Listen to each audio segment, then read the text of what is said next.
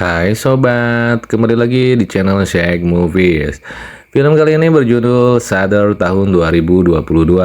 Film ini berkisah tentang seorang wanita cantik yang hanya mengincar pria kaya. Kecantikannya dia gunakan untuk memeras semua harta pria yang dia incar. Bagaimana kisahnya? Penasaran? Yuk langsung aja ke alur ceritanya. Di awal kisah kita akan melihat seorang pria yang sedang berolahraga di balkon rumahnya. Dan pria itu adalah Chris. Chris yang sekaligus menjadi tokoh utama di film ini. Dia dikisahkan sebagai seorang pria tajir dan saat ini sedang dalam proses perceraian dengan istrinya yang bernama Jamie. Hal itu diketahui saat Jamie menghubungi Chris untuk menanyakan tentang surat perceraian yang tak kunjung ditandatangani oleh Chris. Pasangan yang masih berstatus suami istri itu pun tampak sama-sama berat untuk bercerai. Di satu sisi, Jamie cemburu karena Chris terlalu banyak menghabiskan waktunya demi bisnis dan pekerjaannya hingga mengabaikan istri dan anaknya. Sedangkan Chris jelas masih sangat menyayangi Jamie terlihat dari sikapnya yang tak kunjung menandatangani surat cerai tersebut. Saat malam hari, Chris yang kini kemana-mana harus sendiri akhirnya bertemu dengan seorang wanita cantik bernama Sky. Ketika dirinya sedang berada di supermarket, Sky yang terlihat sedang mencari anggur melambaikan tangan ke arah Chris hingga membuat Chris menghampirinya. Sky bermaksud untuk meminta tolong pada Chris dan minta rekomendasi anggur terbaik yang harus ia beli. Percakapan pun terjadi di antara mereka hingga kemudian saling berkenalan. Chris yang awalnya ingin langsung pulang ke rumahnya malah mendapati Sky yang tengah berdiri menunggu taksi yang akan menjemputnya. Tak tega melihat Sky sendirian, Chris pun berinisiatif untuk menawarinya tumpangan. Tak lama kemudian, mereka pun sampai pada sebuah motel yang diketahui sebagai tempat tinggal Sky bersama temannya bernama Lisa. Namun Sky mengaku bahwa ia baru saja bertengkar dengan Lisa sehingga dia pun kabur dan pergi ke supermarket tadi. Mendengar hal itu, Chris menawari Sky agar mau menginap di rumahnya yang tidak jauh dari sana. Alhasil, Sky pun menerima tawaran tersebut lalu masuk kembali ke dalam mobil.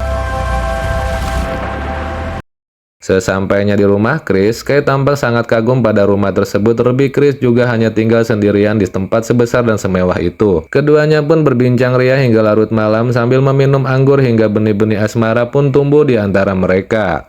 Alhasil mereka pun menjadikan malam itu sebagai malam terenak bagi keduanya. Ditambah Chris yang pedangnya sudah lama tidak diasah oleh istrinya.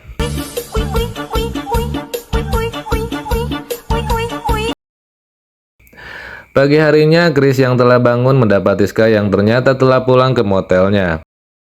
Karena telah mencicipi martabak bakso dari wanita lain, Chris pun merasa sangat bersalah karena posisinya saat ini masih menjadi suami dari Jamie. Sky yang sudah sampai di motelnya ternyata tidak disambut baik oleh Lisa. Temannya itu kesal karena Sky pergi tanpa mengabarinya sama sekali.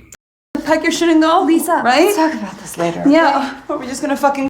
Malam harinya, Chris yang sudah jatuh hati pada sosok Sky mendatangi salah satu bar yang disebut menjadi tempat kerjanya. Obrolan hangat pun kembali terjadi di antara mereka yang kemudian berlanjut dengan kencan pertama mereka. It was always just me. I just felt like you deserved the truth. Tak lama kemudian obrolan hangat itu pun terhenti setelah Chris memergoki seorang pria yang tengah membobol mobilnya. Pria itu pun menyerang Chris menggunakan besi hingga membuat kakinya mengalami luka yang cukup serius. Man, we don't want any problem. Just take off. Wait! Karena kejadian itu, kaki Chris harus diberi gips setelah mendapat perawatan dari rumah sakit. Sky yang merasa iba menawarkan dirinya untuk mengurus Chris selama beberapa waktu hingga kakinya benar-benar pulih. Chris yang sudah jatuh hati pada Sky pun dengan sangat senang dan langsung menerima tawaran tersebut. Ditambah Chris kini hidup sendirian. Maka dari itu Chris pun menyuruh Sky untuk segera mengambil barang-barangnya. Dan anehnya Sky menanyakan soal kode akses untuk masuk ke rumah Chris mengingat adanya sistem penjaga keamanan di rumah itu. Tanpa curiga sedikit pun Chris pun memberikan kode khusus untuk bisa keluar masuk rumahnya. Di motel, Lisa yang sudah jarang bertemu dengan Sky terlihat sangat gelisah seolah telah kehilangan teman dekatnya. Hal itu juga tampaknya telah diperhatikan cukup lama oleh Ronald yang merupakan pemilik dari tempat tersebut. Ronald pun mencoba mendekati Lisa dan berusaha menghiburnya dengan memberi sekebun bunga. Namun tak lama kemudian Sky pun datang dan langsung disambut hangat oleh Lisa. tapi tidak dengan Ronald yang dengan kecut memperingatkan Sky agar segera membayar tunggakan sewa motelnya yang sudah menunggak selama 2 bulan. Sky yang tampak jauh berbeda ketika bersama Chris terlihat justru lebih nakal dan berani menentang Ronald. Bahkan Sky juga langsung mengerti ketika Ronald sempat menawarinya untuk membayar tunggakan sewa hotel dengan tubuh indahnya. Kembali ke Chris yang tertidur di sofa kini dibangunkan oleh Sky yang ternyata sudah kembali ke rumahnya. Chris yang sudah ngaceng pun mengajak Sky untuk bercinta kembali dengan mengabaikan kakinya yang masih belum sembuh. Karena baginya ganti oli adalah kewajiban yang harus dipenuhi agar mesinnya tetap terjaga dari karat. Keesokan harinya, Ronald yang berniat menagih tunggakan sewa motel pada Lisa malah mendapati Lisa yang sudah tak bernyawa dengan kondisi yang sangat mengenaskan. Dalam penyelidikan polisi, Lisa diyakini telah menghabisi nyawanya sendiri. Namun anehnya polisi tidak mendapati satupun identitas kependudukan dari wanita bernama Sky. Yang seolah semakin meyakinkan bahwa Sky adalah wanita berkepribadian ganda yang bisa disebut psikopat, dan disimpulkan Sky merupakan wanita berbahaya. Di rumahnya, Chris terlihat sedang melakukan panggilan video dengan Jenny. Namun berbeda dari biasanya, Chris kini tampak cuek bahkan ketika Jamie membahas tentang anak mereka yang tidak begitu ditanggapi oleh Chris. Jamie yang mengetahui suaminya terluka pun sempat menanyakan kondisi Chris saat ini. Namun, Chris malah semakin cuek dengan mengatakan bahwa ia telah menyewa seorang perawat untuk mengurusnya. Hal itu pun membuat Jamie curiga pada Chris. Bukan soal perselingkuhan atau wanita lainnya, melainkan pada keanehan suaminya yang sekarang begitu terbuka bahkan sampai memperbolehkan orang lain untuk dapat merawatnya. Panggilan video itu pun diakhiri dengan Jamie yang mengatakan bahwa anaknya sangat merindukan sosok ayahnya dan berencana untuk mengantarkan anaknya ke rumah Chris. Beberapa jam kemudian, Chris memasuki kamar yang ditempati oleh Sky. Lalu Chris tanpa sengaja melihat foto Sky bersama Lisa di tasnya. Saat akan mengecek isi dalam tas itu, tiba-tiba Sky keluar dari kamar mandi. Tanpa rasa curiga, Sky langsung melemparkan handuknya dan mengajak Chris kembali melakukan adegan yang ngeunah.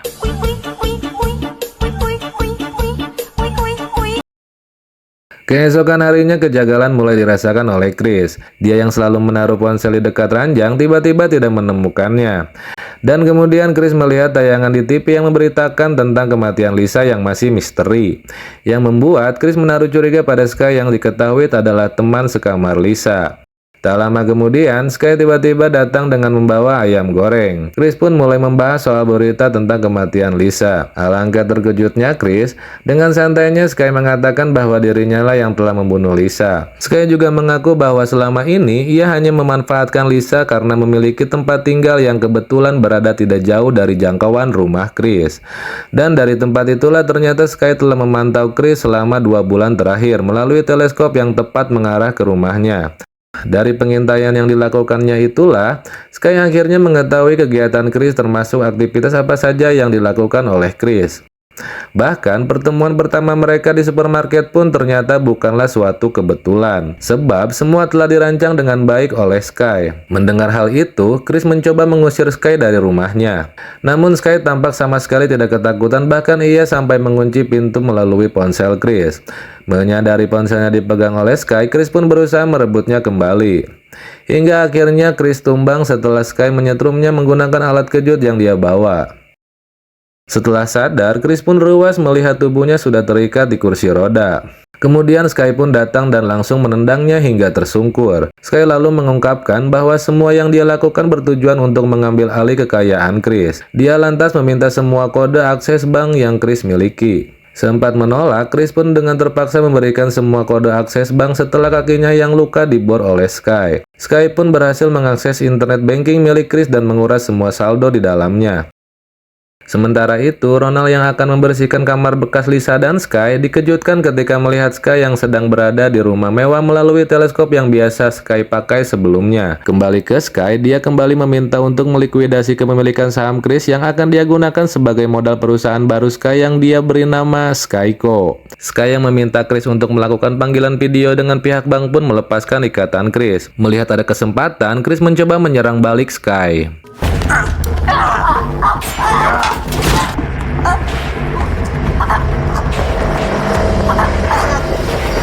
Namun sialnya, Sky berhasil mengambil guntingnya kembali dan menusukkannya. Seperti psikopat pada umumnya, Sky yang terlihat biasa saja setelah tadi diserang pun memperlihatkan video Jamie dan anaknya. Sky mengancam akan menyakiti mereka jika Chris tidak menuruti kemauannya. Hoping I won't have to. Sky tampaknya juga telah merancang semua aksinya dengan begitu sempurna. Karena tak lama kemudian seorang pria datang ke sana dan ternyata itu adalah sosok pencuri yang sempat memukuli Chris tempo lalu yang membuat kaki Chris hampir patah. Pria berdarah Asia itu diketahui bernama Kiju yang ternyata menjadi penada barang-barang curian dan kali ini ia akan membeli semua barang mewah yang ada di rumah Chris sesuai dengan permintaan Sky. Ronald yang selama ini mengamati aktivitas di rumah Chris melalui teleskop terlihat tengah bersiap untuk menyelinap masuk ke rumah itu, tepat setelah Sky pergi dari sana, dengan memecahkan salah satu jendela. Chris yang mengetahui itu meminta Ronald untuk menyelamatkannya dan menceritakan bahwa Sky adalah sosok yang telah membunuh Lisa dan wanita itu adalah orang yang sangat berbahaya. Tanpa diduga, Ronald malah mengabaikan peringatan itu dan dengan tega meminta uang kepada Chris jika ingin diselamatkan. Chris yang sudah tidak punya uang lagi akhirnya memberi sebuah lukisan Picasso yang harganya jelas sangatlah mahal. Setelah sepakat akhirnya Ronald mau melepaskan Chris dari ikatannya. Namun sialnya, Ronald yang belum sempat melepaskan ikatan itu pun dipergoki oleh Sky yang ternyata telah mengetahui kedatangannya dari notif ponsel Chris. Bukannya kabur untuk melapor polisi, Ronald malah sibuk dengan lukisan mewahnya. Alih-alih ingin melawan Sky dengan pisau yang dia bawa, Ronald harus tewas oleh beberapa tebasan pedang yang Sky sabetkan ke tubuhnya.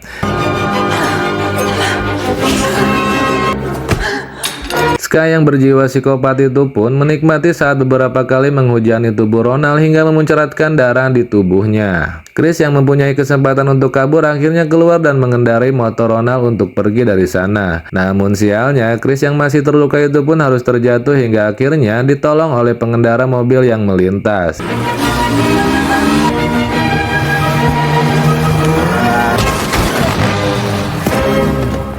Christ. You okay? Hey! All right. Okay, you're okay. Oh, Hey!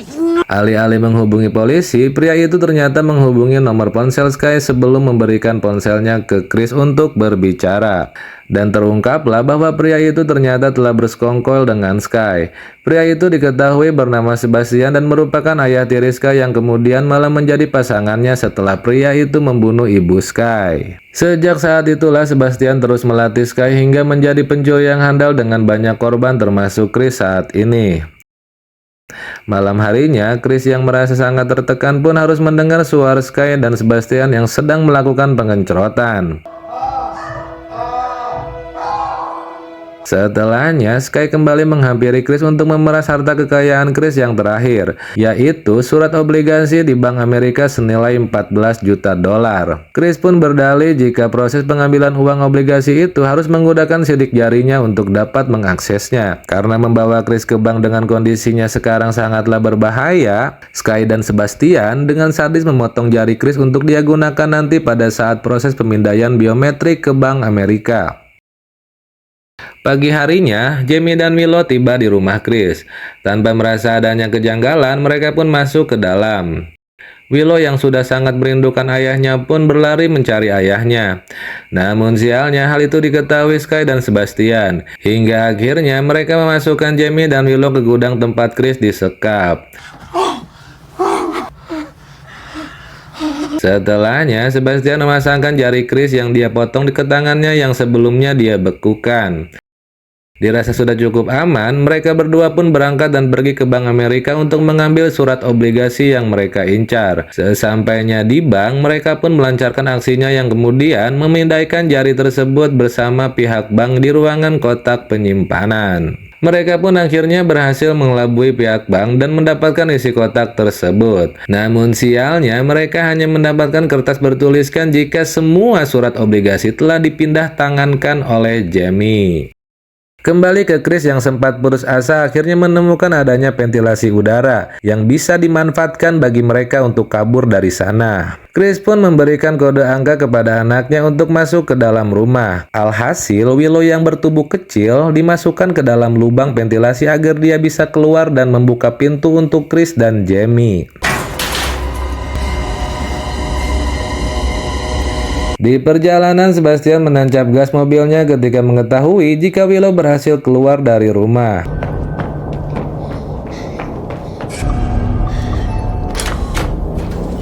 Ketika Willow berhasil membuka pintu, Sebastian dan Sky pun tiba. Kedua psikopat itu pun langsung mencari mereka.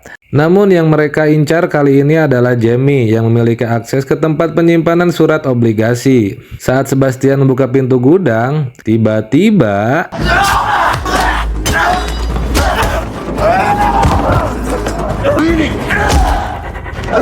Sky yang datang langsung menodongkan pistol ke arah Chris agar mau memberitahu keberadaan Jamie. Namun, karena Sebastian terus-terusan menyuruh Sky untuk segera menembak Chris, Sky pun kesal dan justru menembak Sebastian hingga tewas saat itu juga. Shoot that motherfucker! You pussy! Shoot him! Chris yang melihatnya pun menyerang Sky hingga terluka dan bersembunyi sambil membawa ponselnya.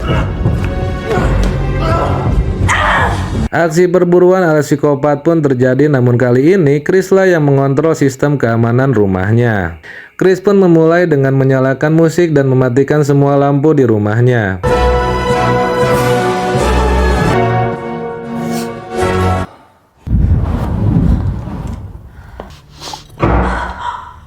Dirasa waktu yang tepat, Chris pun muncul dan menebaskan kapak ke tubuh Sky, dan inilah yang terjadi.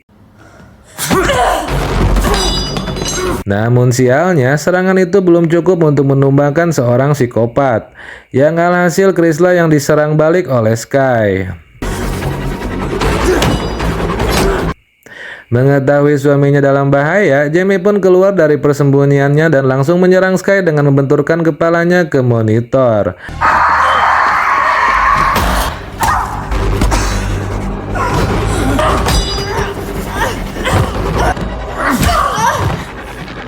Namun lagi-lagi Sky berhasil membalikkan keadaan dan justru Jamila yang mendapat luka di kakinya. Mereka pun terbocok oleh Sky yang telah bersiap untuk menebaskan kapaknya. Namun tak disangka, Sky pun tertembak tepat di dadanya yang membuat Sky terjatuh. Yang terjatuh berasal dari pistol yang dipegang oleh Willow. Jamie dan Willow pun pergi untuk melapor ke polisi guna mencari bantuan. Sebelum mati, Sky mengungkapkan bahwa nama aslinya adalah Margaret. Dan film pun tamat. Jangan lupa like, juga subscribe agar saya selalu bersemangat menceritakan film-film lainnya.